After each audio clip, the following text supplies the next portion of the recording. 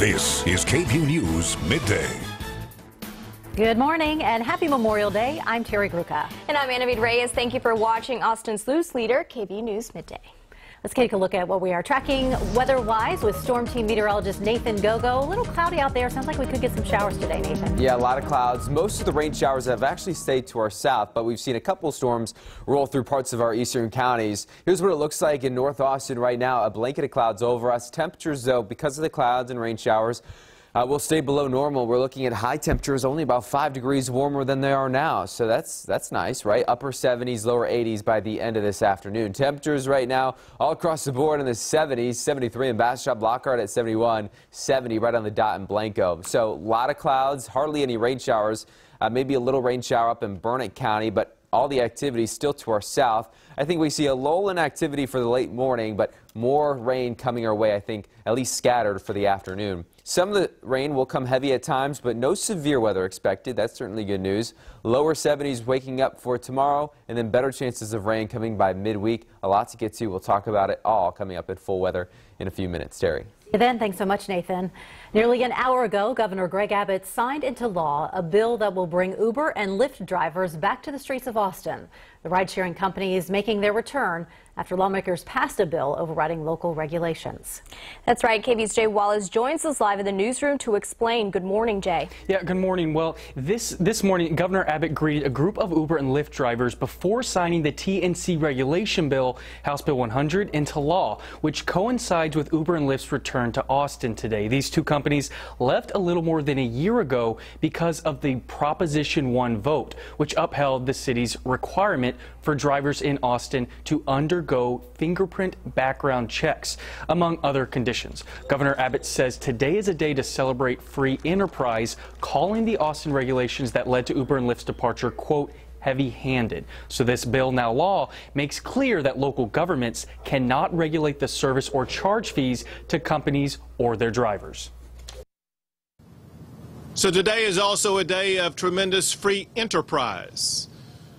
The freedom of the men and women who stand behind legislators, those who drive these vehicles, those who provide these vehicles.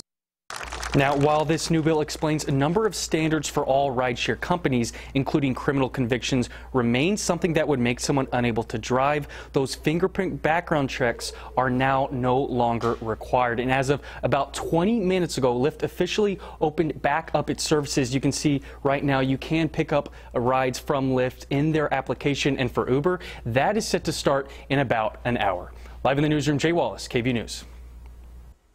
Thank you, Jay. Well, today, members of the Texas Organization Project from Houston are expected to gather at the Capitol to rally against Senate Bill 4, also known as the Sanctuary Cities Bill. Earlier this month, Governor Greg Abbott signed the bill over to Facebook Live. It requires local police agencies to honor ICE detainers. Those detainers are voluntary requests from U.S. Immigration and Customs Enforcement to hold someone in jail while their immigration status is investigated. It is the Texas Senate who is playing games with the health and safety of the people of Texas. State lawmakers still butting heads over big issues like health care, property taxes, and bathrooms. And this morning, Lieutenant Governor Dan Patrick says he'll call a special session if lawmakers can't get these things done. Only Governor Abbott can call one, and there's no word on whether he will. And it's a period that could last up to 30 days, with the governor setting the agenda. This all comes after members of both the House and the Senate got heated yesterday. We watched as they accused each other of inaction on Senate Bill 1929. The bill would keep state agencies, including the Texas Medical Board that were set to expire, in existence. I just want to ask the lieutenant one thing. Do you want to continue to jeopardize my constituents, even though they are among the little dogs in this state? Do you want to jeopardize the senior citizens and the children of this state because there might be some ideology or differences in philosophy that you may have over this bill? But they waited to do their entire session of work in the last 20-some days of session. And when that happens, things like this happen. A bill overhauling child protective services is headed to the governor, as well as one that targets sexual assaults on college campuses. Governor Abbott says he will make an announcement on a special session later this week. He says if he calls one, it will be on the issues he decides. The voter ID law is headed to the governor's desk after a judge again ruled that the original version deliberately tried to suppress minority voters. The changes were given final approval yesterday. They expand the list of acceptable IDs to include passport cards and recently expired identifications. The new law would let people without an ID cast a ballot by signing an affidavit. In April, a federal judge reaffirmed the original law intentionally discriminated. President Donald Trump is back home after his first foreign trip as president. But as he gears up for Memorial Day remembrances, the investigation into Russia is intensifying. ABC's congressional correspondent Mary Bruce with the story. President Trump arriving back at the White House and back into the center of the Russia crisis. Mr. President, is Jared trying to set up a back channel to the Russians? In the spotlight now, Trump's son-in-law, Jared Kushner. His wife, Ivanka, spotted Sunday with the private lawyer the president hired to handle the Russia investigation. Thank you very much. Kushner is not a target of the investigation, but questions are mounting over why he tried to set up a secret communications channel with Moscow, even after intelligence agencies concluded Russia tried to interfere in the election. And now some in the president's inner circle are quietly wondering if it might be time for Kushner to take a leave of absence. But overnight, President Trump himself defending Kushner in a statement to the New York Times, saying Jared is doing a great job for the country. I have total confidence in him. The administration insists he did nothing wrong. It's both normal, in my opinion, and acceptable. Sources say any back channel would have been used to communicate about Syria and other policy matters. Any way that you can communicate with people, particularly organizations that are maybe not particularly friendly to us, is a good thing. But that's not how Democrats see it. The ranking member of the House Intelligence Committee says Kushner's security clearance should be reviewed. I think we need to get to the bottom of these allegations, but I do think there ought to be a review of his security clearance to find out whether he was truthful, whether he was candid. If not, then there's no way he can maintain that kind of a clearance.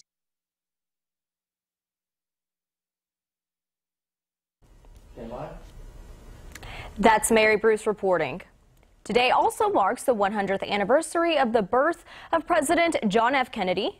The JFK Eternal Flame at Arlington National Cemetery taking on special significance this morning. Many Americans will come out to honor a president whose youthful administration inspired a nation. Central Texas got a good bit of rain last night. We saw some of the storm damage that was left behind this morning. Just after 7:30 last night, firefighters responded to a home in North Austin. It caught fire after lightning hit it. One of the neighbors gave us this video. That neighbor says he heard a loud boom, then saw smoke coming from the house. Officials say the homeowners were able to make it out of the home safely and call 911. Most attics are primed to burn because of the open and exposed wood. And so, and you don't know, we don't have smoke detectors most often in the attics. So give us a call and we will come out and take a look. Lightning also hit another home in the Pedernales area last night, as well as a car. The Austin Fire Department says it is not uncommon for lightning strikes to spark fires during severe weather. Limberly strong. This Memorial Day is a somber one for Central Texas. It marks 2 years since devastating floods killed 11 people and destroyed dozens of homes south of Austin. Today, the community will make an effort to shop local as a way to show the city's resilience and recovery from those devastating storms. Still remember all that damage. You can see it is still out there today.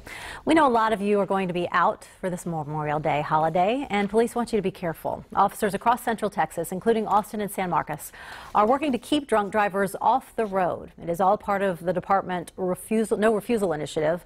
During no refusal periods, officers can get a warrant to draw blood from any suspected drunk driver who refuses a breath test. No refusal runs through June 12th from 9 p.m. to 5 a.m. And we want to remind you to drive alive, Austin. Please don't drink and drive. Head to our website, KVUE.com, for resources to find a safe ride home. And with Uber and Lyft back, that'll help too. Well, a reminder, if you're headed out to the local lakes today, a personal watercraft ban is still in effect for Lake Austin. Wet bikes, motorized surfboards, and similar crafts are all banned until tomorrow through Tuesday, May 30th. Non-motorized devices such as kayaks and paddleboards can still be used, and police will be patrolling the lake to enforce the ban. Weather feeling pretty good for getting in the water, for sure. Yeah. Warm enough to enjoy that water. Happy Memorial Day. Okay, still ahead. I don't know if you saw this morning, but a summer scare. A little boy is recovering this morning after slipping off a brand new water slide in California. How common accidents like this are. Yeah, plus we'll share 2 simple techniques that can help you sleep easier at night.